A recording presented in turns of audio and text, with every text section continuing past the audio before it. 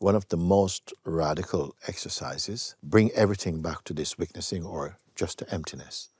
Each time the thought come, let it perish before it proliferate. As it come up, just try and bring it back. It's a strong exercise. It's a master pointing, okay, to that which is the eternal about ourselves.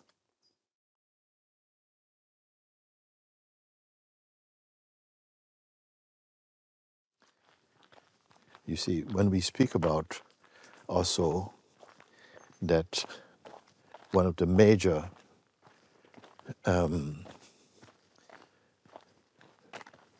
exercise to transcend the dominant force of the mind, because the mind is, in the mind, what we call the mind, usually is projecting a lot of just random, pointless thinking, just habitual thinking. And it may seem harmless enough. It's not that you have to be thinking to hurt someone.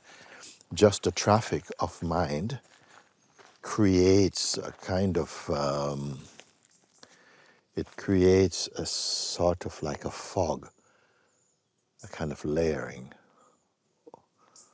as it were, from our way of looking over the silence of being. And because we become accustomed to it, it's just unquestioned. This kind of white noise is always going on, going on.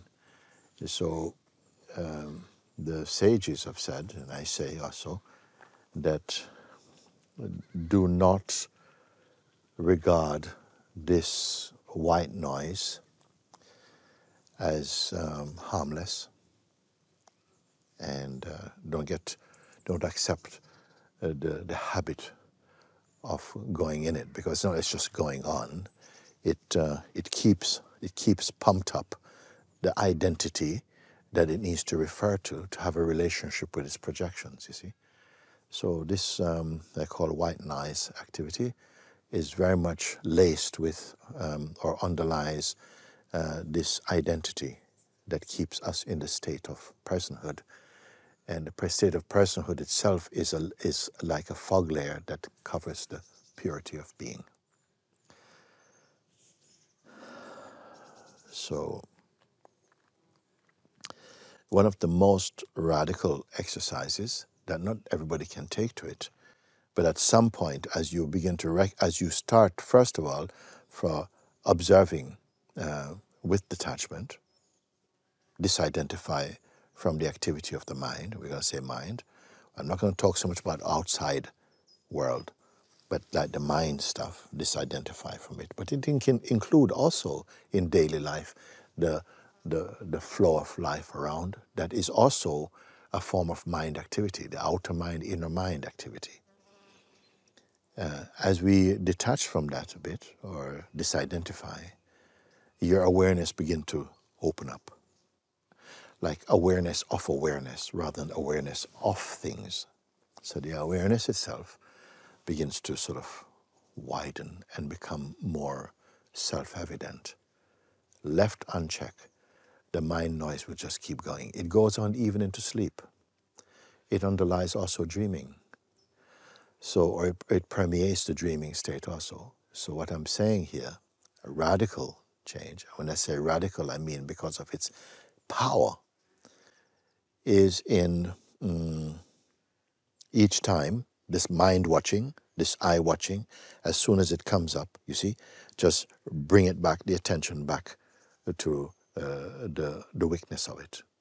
The weakness has no identity, it has no structure, it's just witnessing. The weakness means witnessing. So bring everything back to this witnessing or just to emptiness. Each time the thought come, let it perish before it proliferate. As it come up, just try and bring it back.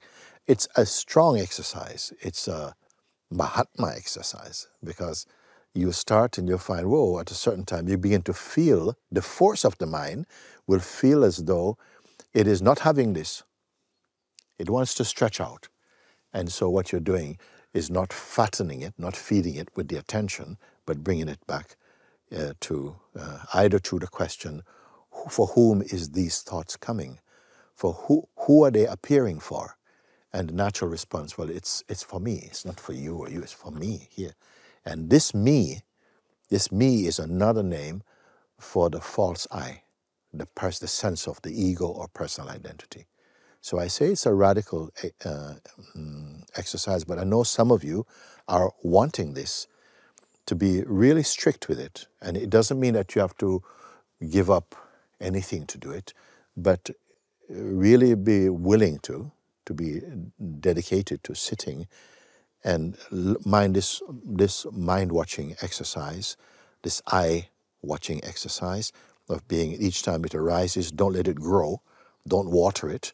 You sort of like bring it back to the fact that into the emptiness from where the seeing of it is coming. You may have to watch this over and over again for a while before you start exercise. Just listen, understand what I'm sharing. So keep bringing it back, neutralize. And after a while, you break the speed, you break this kind of saturation. And the mind, what I like to say about the mind, it arises from the heart, from the core, but it went out like a wild child, like an unruly child. Now you're applying some discipline, and it's going to feel very frustrating for the child and the parent.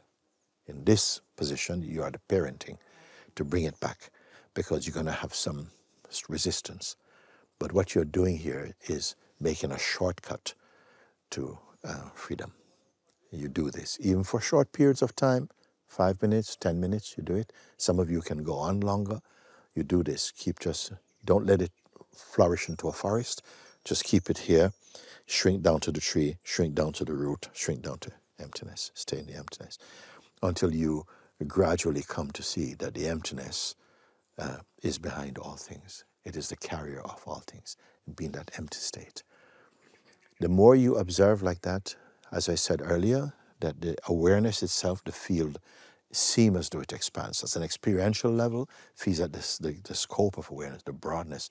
You start to see that, wait a second, it is not to be confused with just feeling quiet and feeling. It's not just quiet, it's immense.